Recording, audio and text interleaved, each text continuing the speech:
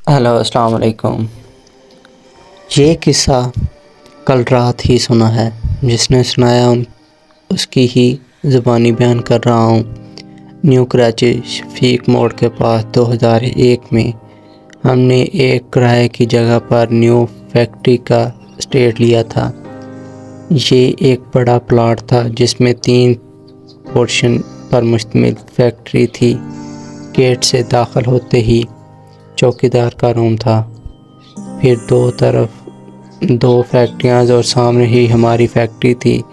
ہمارے پورشن میں داخل ہوتے ہی سامنے آفس، ایک طرف گودام میں کچا مال اور دوسری طرف مشینری لگی ہوئی تھی۔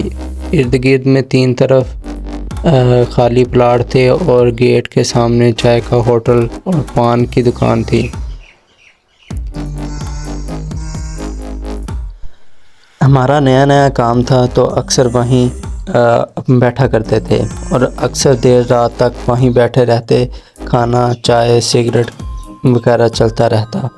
ایک رات قریب 10 پر لڑکے کو کھانا اور چائے سگریٹ لینے بھیجا ہوا تھا کہ اچانک بارش ہو گئی۔ تھوڑی دیر بعد کھانا آ گیا تو سب ساتھ مل کر کھانے لگے۔ اسی دوران باتوں میں لڑکے نے کہا کہ ہماری فیکٹری کی چھت پر شاید چوکیدار کی بیوی یا بیٹی بارش میں لال جوڑا پہنے اکیلے نہا رہی ہیں۔ ہم نے اسے کو کہا زیادہ مت دیکھنا، یہ پٹھان اپنی عورتوں کے بارے میں کافی سخت ہوتے ہیں، کچھ غلط سمجھ لیا تو تجھے مار کر یہی کسی خالی پلاٹ میں دفنا دیں گے۔ کھانے وغیرہ سے فارغ ہوئے تو بارش بھی رک گئی تھی۔ ہم سب گھر کے لیے نکلنے لگے۔ گیٹ سے گاڑی نکلنے لگی تو دنستہ نظر وہی چھت کی طرف گئی تو وہاں اس وقت بھی کوئی لال چادر یا دوپٹہ اوڑھے بیٹھا تھا۔ 2-3 دن گزر گئے، بات آئی گئی ہو گئی۔ پھر اچانک ایک بار پھر دن کے وقت بارش شروع ہو گئی۔ اس بار بارش کچھ زیادہ تیز تھی۔ ہماری پورشن میں گودام والی طرف چھت سے پانی آنے لگا تو ہم نے جلدی لوڈ سے مال سائڈ میں کروایا اور لڑکے کو چوکیدار کے پاس بھیجا کہ اوپر چھت سے پانی آ رہا ہے تو ہم کو اوپر جا کر پلاسکٹ بچھانا ہے تاکہ پانی اندر نہ آئے۔ مگر وہ لڑکا واپس آ کر کہنے لگا کہ چوکیدار تو کہہ رہا ہے کہ اوپر جانے کا کوئی راستہ نہیں، آپ خود کسی سیڑھی کا بندوبست کر لیں۔ ہم کو فوراً وہ چھت پر بیٹھی عورت یاد آ گئی تو میں خود چوکیدار کے پاس گیا اور اس سے کہا کہ یہاں آپ کی فیملی رہتی ہے، ہم اس طرف سے چلے جاتے ہیں۔ چوکیدار حیران پریشان کہنے لگا ہماری تو فیملی گاؤں میں ہے، چھت پر تو کوئی نہیں رہتا، نہ ہی کوئی راستہ ہے، تو عورت کہاں سے آ گئی؟ بارش کا پانی چھت سے آ رہا تھا، اس کو روکنا بھی تھا تو برابر پورشن والوں سے سیڑھی لے کر لڑکے کو بھیجا کہ چھت پر خیال سے جا کر پلاسٹک شیٹ بچھا آؤ۔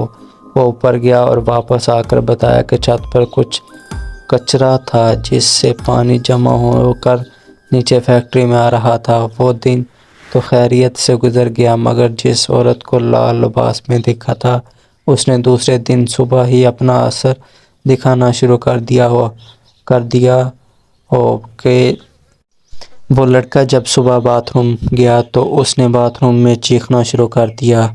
ہم سب وہاں گئے تو دروازہ اندر سے بند کر کے وہ زور سے چیخ رہا تھا کہ وہ عورت باتھ روم کے باہر کھڑی اسے گھور رہی ہے۔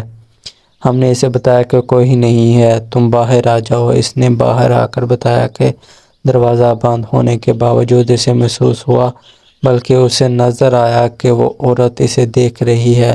اس کا پورا جسم سن ہو گیا تھا، وہ ہل بھی نہیں پا رہا تھا۔ پھر شام کو پھر کسی کو محسوس ہوا جیسے اسے سردی ہوا چھو کر گزری ہو۔ میں مشین کے پاس کھڑا تھا، مجھے صاف نظر آیا کہ وہ عورت میرے پیچھے کھڑی ہے اور اس وقت مجھے جھری سی آ گئی۔ جیسے تیسرے دن وہ دن گزرا تو اگلے دن معاملہ زیادہ خطرناک ہو گیا تھا۔ ایک اور لڑکا جب گودام میں گیا تو اس نے کسی کو اپنے اوپر چھلانگ لگاتے دیکھا۔ وہ ڈر کر پیچھے ہوا تو لوڈنگ کی ٹرالی سے ٹکرا کر اپنا سر پھاڑ بیٹھا تھا۔ اسے کلینک سمجھا کر بھیجا گیا۔ کچھ الٹی بات نہ کرے ورنہ لوگ مذاق بنائیں گے اور پھر گھر چلا جائے۔ اب معاملہ زیادہ خراب تھا تو ہم نے بھی فیکٹری بند کی اور جس بروکر سے یہ جگہ لی تھی ہم نے اس کے آفس پہنچ گئے۔ اسے سارا قصہ سنایا کہ اب یہ کام کرنا مشکل ہے، مشینری وغیرہ کہیں اور شفٹ کرنا آسان بھی نہیں اور خرچہ بھی کافی ہو جائے گا۔ بروکر نے توقع کے برعکس بات کی توجہ سے سنی اور کہا کہ مجھے اس بارے میں کچھ معلوم نہیں، مگر کبھی کسی پر ایسا حملہ وغیرہ نہیں ہوا۔ ہم نے اس سے سبا سنبھالی اور قریب ایک اور جگہ کی بات کی اور پھر اس نے اس لڑکی کے بوجھ یا روح کی کہانی جو اس نے 4-5 سال قبل سنی تھی وہ بتائی کہ ہماری فیکٹری کے پلاٹ کے پیچھے خالی پلاٹ میں کچھ لوگ شام کے وقت ٹرکوں سے سمگلنگ شدہ مال اور شراب وغیرہ کاروں میں بھر کر منتقل کرتے تھے کہ ایک روز اس پلاسکٹ کے سامنے ایک کچی بادی سے ایک لڑکا جس کے 2 روز بعد شادی تھی وہ اپنے دوست کے ساتھ حجام کے پاس بال بنوانے نکلا تو ان گاڑیوں میں سے کسی ایک گاڑی نے اسے ٹکر مار دی۔ لڑکا اور اس کے دوست ان سے الجھ پڑے تو خالی پلاٹ میں جہاں ٹرک کھڑے تھے ان لوگوں نے ان کو پکڑ کر خالی پلاٹ میں لے جا کر تشدد کیا جس سے دونوں ہلاک ہو گئے۔ وہ ان کو وہیں چھوڑ کر بھاگ گئے۔ لڑکوں کے گھر والے 2 دن تک انہیں ڈھونڈتے رہے اور پھر ان کی لاشیں وہاں سے ملی۔ یہ خبر سن کر دلہن کا بھی ہارٹ فیل ہو گیا۔ کہتے ہیں یہ وہی لڑکی ہے جو ان تینوں پلاسکٹ کے اطراف اپنے دولہے کے قاتلوں کو ڈھونڈتی پھرتی ہے۔ ہم نے وہ جگہ چھوڑ دی اور پھر کبھی مڑ کر اس روڈ کی طرف بھی نہیں دیکھا۔ یہ ہے ریئل سٹوری۔ پلیز اس چینل کو سبسکرائب کریں اور اس طرح کی مزید ویڈیو اس چینل پہ میں ڈالتا رہوں گا۔ یہ تھی آج کی کہانی۔ شکریہ۔ اوکے۔